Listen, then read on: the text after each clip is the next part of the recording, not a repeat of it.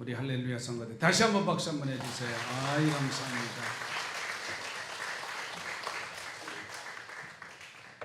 오늘이 10월의 첫 주일 2일 10월인데 10월에 멋지게 행복하게 예배자가 되시길 바랍니다. 우리 옆에 분하고 축복하십시다. 주님의 이름으로 사랑하고 축복합니다. 한 번만 더 하시죠. 이렇게 한 번 더.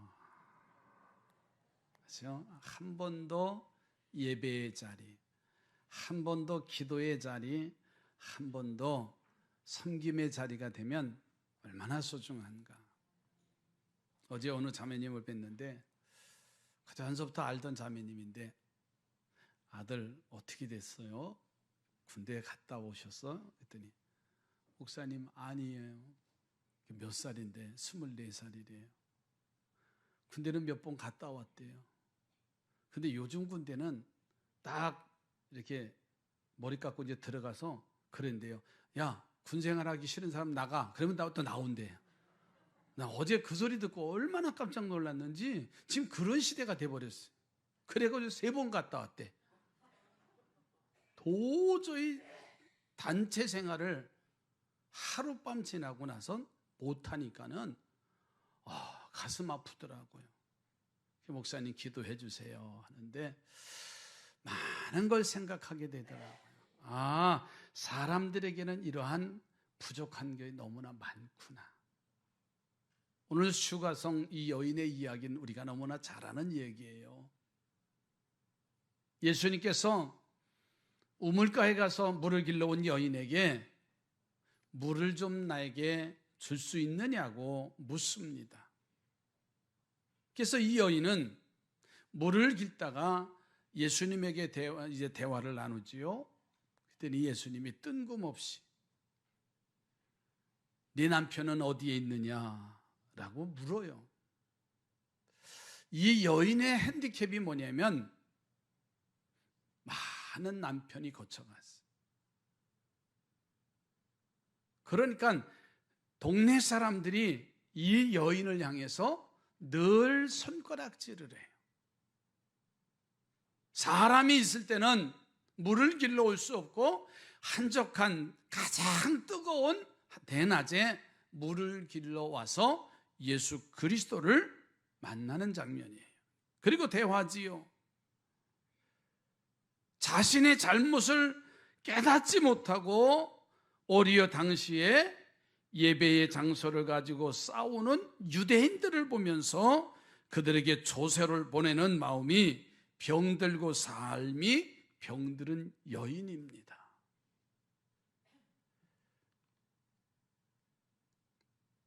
다섯 번째 남편을 바꾸고 지금은 사는 남편도 남편이 아니다. 이 여인이 물 길러 온 수가성 우물가에 나갔다가 예수님 만나고 나면서부터 믿음의 눈이 열려지고 영혼의 참된 자유함을 얻는 장면이에요. 저는 그래서 이 시간 말씀의 제목을 영혼의 자유로움, 영혼의 자유로움을 얻는 길이 뭔가라는 거예요. 우리에게 많은 자유가 있지만은 정말 영적인 자유함을 누릴 수 있는 그 길.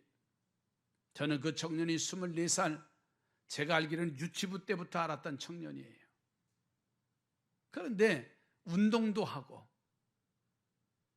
그런데 운동도 하고 했으면 좋은데 집단 생활을, 단체 생활을 하지 못하는 그 연약함, 그걸 보면서 그래, 자유로움이 뭘까? 집사님 신앙생활 아주 잘해줘 그랬더니 서울로 나가면서 신앙생활도 한대요. 그러면서 자신의 핸디캡이 뭔가를 알지 못하는 거죠. 오늘 본문에 영혼의 자유로움을 우리가 얻기 위해서는 첫째로는 자신의 문제를 솔직히 인정되어야 치유함을 받을 수가 있어요. 이 여인 보세요. 우물가에서 물을 달라시는 예수님을 만나서 그분이 가지신 영원히 목마르지 아니한 물을 달라고 요청을 하잖아요. 그런데 예수님은 뜬금없이 네 남편을 데려오라고 말씀하셔요. 아니, 우물가에서 목이 말라서 물을 대접하는데 그 대화 중에서 이 여인에게 남편을 좀 데리고 와라 라고 물으시는 거잖아요. 여인이 깜짝 놀라요. 왜냐하면 자신의 제일 부끄러운 부분이거든요. 자신에게 있어서 감추고 싶은 내용이거든요. 사람은 자기의 부끄러움을 드러내지 않아요. 감추려고 해요. 한번 옆 사람 보세요. 다 감춰요. 그렇죠? 자녀의 문제, 가정의 문제, 건강의 문제, 여러 문제, 뭐 그거를 막 떠벌리고 말하는 사람 없어. 다 자신의 부족한 것을 꼭꼭 감추려고 하는 거예요. 그래서 어떻게 그래? 네 남편을 데리고 와라 그랬더니 이 여인이 입에서 나온 말이 뭐라고요? 내 남편 없대요. 거짓말을 하잖아요. 그랬더니 예수님은 네가 전에 5 남편이 있었으니 모두 헤어지고 지금 있는 네 남편도 네 남편이 아니니 네가 하는 말이 맞다, 이렇게 지적을 해요. 왜 그럴까요? 이 수가성에 물을 길러 온 이 여인은 동네 사람들에게는 부끄러운 행실을 하는 여인이에요. 동네 사람들한테 많은 입에 오르내리라 가는 여인이에요. 그러니까 동네 사람들은 이 여인의 행실을 알지만 처음 만난 예수님은 이 여인의 행실을 알 리가 없다라고 하는 그 생각으로 자신의 남편이 없다고 말합니다. 그런데 예수님은 알고 계시잖아요. 여인은 네가 목마르지 아니한 물을 달랬지 남의 사생활을 캐라고 했습니까? 아마 그러면서 화를 내고 돌아섰을 것 같아. 누가? 내가. 약점을 들춰내면은요 화내요. 싫어요. 키 작은 사람한테 뭐라 그러면 왜 이렇게 키가 작아요? 그러면 진짜 성질나요. 그렇잖아요. 머리가 없는 사람에게 왜 이렇게 머리가 없어요? 그러면요 괜히 멀어져요. 그러니까 자신의 약점을 들춰나는 사람들을 그렇게 반가워하지 않습니다. 그냥 나만 해요. 날씬하네요. 그럼 괜히 좋아요. 이게 사람의 마음이거든요. 한번 옆에 분 칭찬 좀 해주세요. 와, 이렇게 아름다우세요. 무슨 화장품 썼냐고 물어봐요. 그러면요 이따 와 집사님, 내가 커피숍에서 내가 다 얘기해 줄게. 얼굴에 이렇게 물광한 것 같아. 이게 사람의 모습이에요. 그러니까 이 여인의 약점을 들춰냈는데 보세요. 그러나 여인은 자신의 가장 부끄러운 부분을 솔직하게 인정해. 여러분 19절 가서 보세요. 여자가 이르되 주여 내가 보니 선지자로소이다. 이 여인이 예수님을 바라보는데 선지자라고 고백을 해요. 여러분 성경의 구약에 선지자의 역할이 뭔지 아세요? 사람들의 잘못을, 사람들의 죄악을 지적하고 고치기를 명하는 사람이 선지자예요. 이 여인이 예수님을 선지자라고 말한 것은 이미 자신의 부끄러운 과거를 아시는 분이고 자기의 모든 것이 사실이라고 하는 것을 인정하는 고백이 당신은 선지자입니다 라고 표현했어요. 여러분 이 여인의 이와 같은 고백이 병든 영혼을 치유하는 영적 고백의 첫 번째 축복이에요. 사랑하는 우리 성도들이요, 여러분의 삶의 문제, 영육간의 질고의 문제 정말 고침받고 싶다면 이 여인처럼 자신의 부족함, 자신의 잘못과 죄악을 내가 주님 앞에 인정하고 고백하는 회개의 삶이 우리의 영혼을 자유롭게 하는 거예요. 가끔 성도들이 좀 그릇된 길로 가면 바로 서기를 기다려요.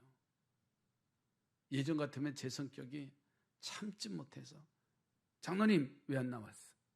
장로님 왜 11조 안 했어? 막 이랬어요. 물어보세요 우리 분들한테.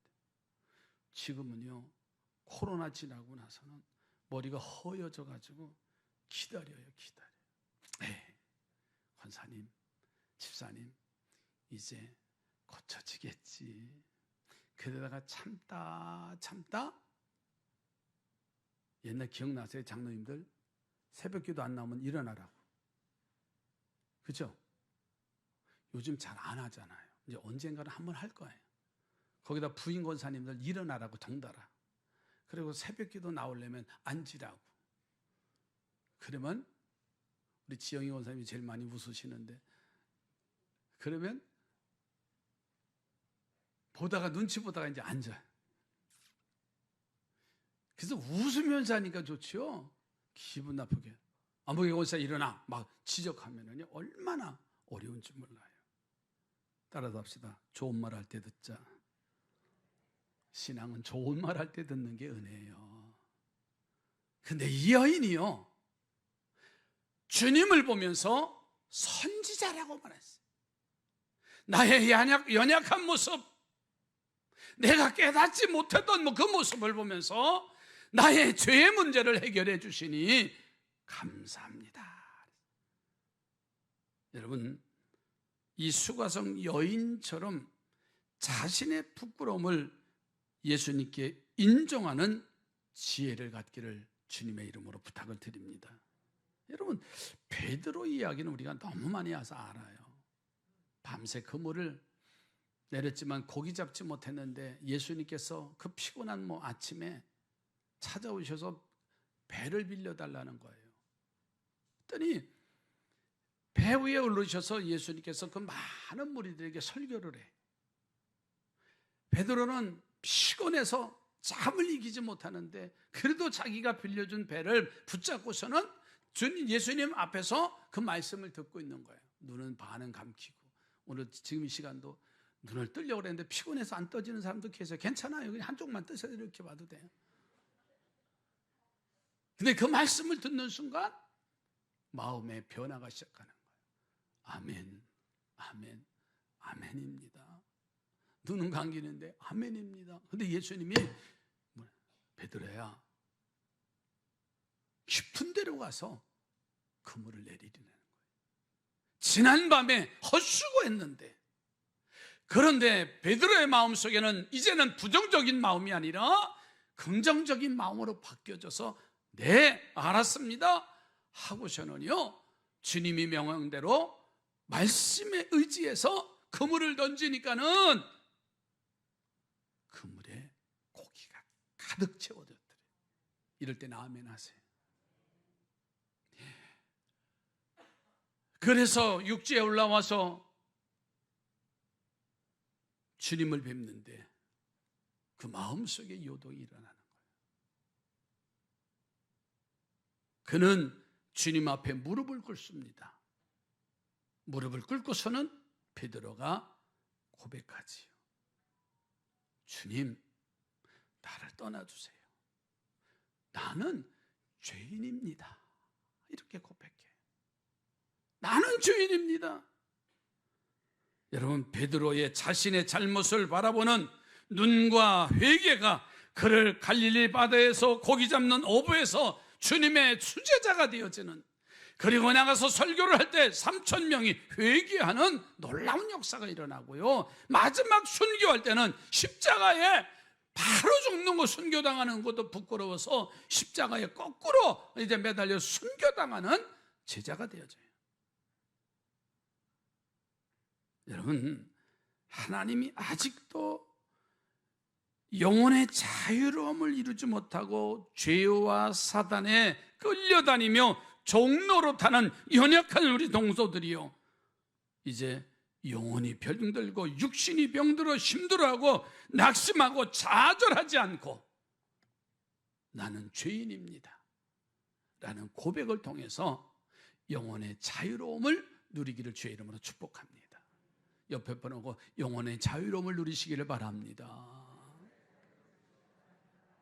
두 번째로 영혼의 자유로움을 누릴 수 있는 길이 뭐냐면 참된 예배가 회복이 되어야 영적인 자유로움을 누릴 수가 있어요. 이 여인은 보세요. 자신의 가장 부끄러웠던 문제가 뭐였어요? 그 부끄러운 문제가 이제 해결되어지고 이제 마음의 치유함을 받는 거예요. 그러나 이 여인에게 또 한 가지의 문제가 있어요. 당시 유대인과 사마리아인들 사이에 서로 미워하고 원수같이 지내고 함께 예배하지 못하는 것에 대한 의문이 있는 거예요. 요즘 말로 말하면 아니 교회 안에 왜 이렇게 쌈박질하는 사람들이 많아? 교회는 안 나와도요 교회는 하나가 되기를 원해요, 세상 사람들. 그런데 이 사마리아 여인이 보니까는 유대인이고 사마리아인이고 함께 하나님 앞에 예배하는데 함께 예배가 되지 아니하고 사마리아 사람들을 거부하고 부정하는 거예요. 그 모습을 보니까는 이 여인이 상처를 받아요. 누구 때문에? 예배하는 자들 때문에. 누구 때문에? 교인들 때문에 상처받아서 예배당에 나오지 않는 일들이 얼마나 많은 줄 아세요? 오늘 20절 한번 보세요. 우리 조상들은 이 산에서 예배하였는데 당신들의 말은 예배할 곳이 예루살렘에 있다 하더이다. 아멘. 자, 이 말이 뭐냐면 이스라엘이 남과 북왕국으로 나눠져요. 북왕국은 아수르의 멸망을 당하고 남왕국은 바벨론에 의해서 멸망을 당합니다. 그런데 이 북왕국 사람들은 아수르의 지배를 받다 멸망을 당하니까는 혼혈, 다문화가 돼버렸어요. 혈통이 혼혈이 되어서. 그런데 남쪽 유다는요 자신들의 혈통을 지킨 거예요. 우리는 선민이다, 유대인이다. 이들이 이제 남과 북이 하나가 되어지고 예루살렘이 회복돼서 돌아왔는데 혈통이 이제 혼혈된 북왕국 사람들, 즉 사마리아 사람들을 유대인들이 배척을 하는 거예요. 함께 예배할 수 없다고.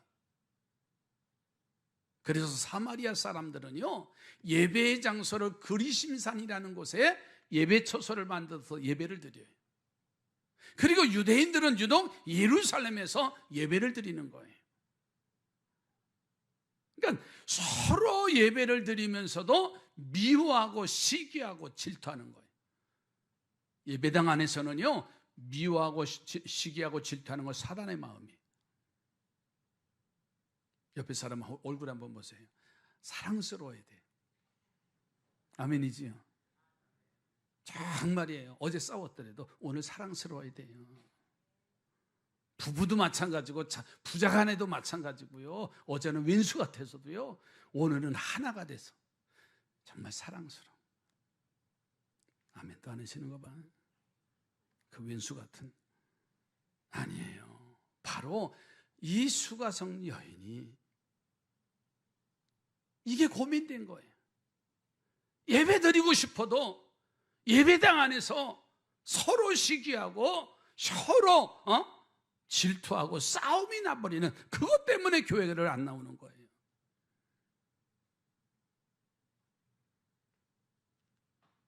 여러분 24절에 답을 하시죠. 하나님은 영이시니 예배하는 자가 영과 진리로 예배할지니라. 하나님은 영이시니 예배하는 자가 영과 진리로 예배할지다. 예수님은 장소나 환경이 중요한 것이 아니라 하나님 앞에 참된 예배이면 어디서든지 기뻐 받으신다. 그래서 이 여인이 이 말씀을 듣는 순간에 바른 예배가 무엇인가를 깨닫는 거예요.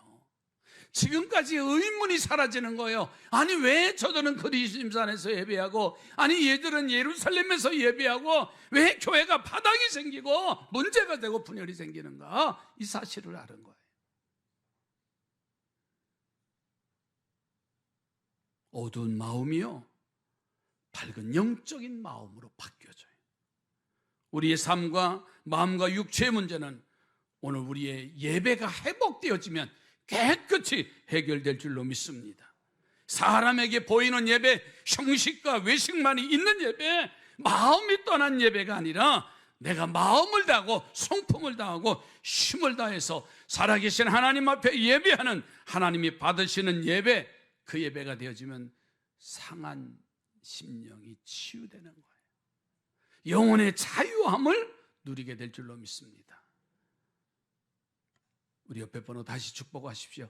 진정한 예배자가 되시기를 바랍니다.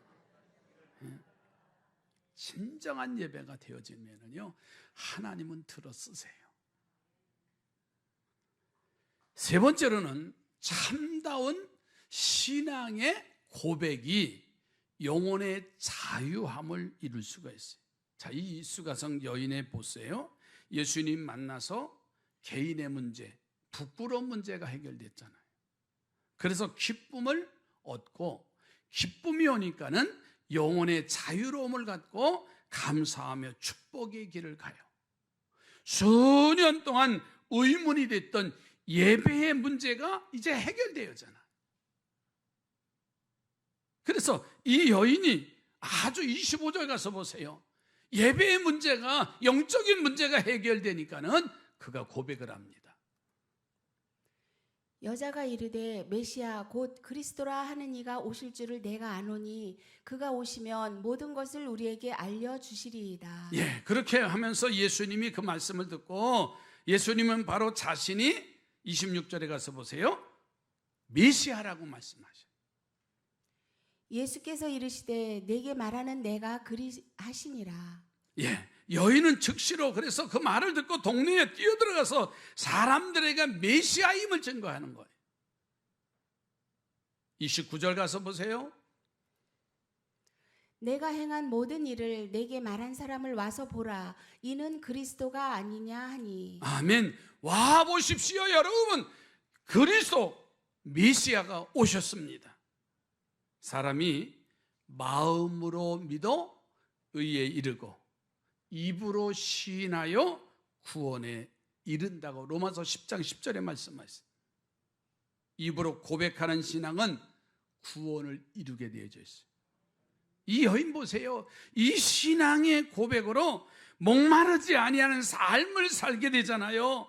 나가서 전도자가 되잖아요. 전에는 세상 사람들에게 손가락질을 당하는 사람이 자신의 신앙을 고백하고 외쳤을 때는요 부끄러움이 아니에요.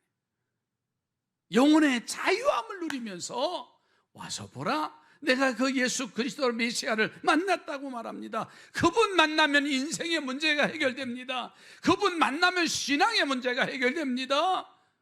예수 바로 만나면은요 문제가 해결되는 거예요.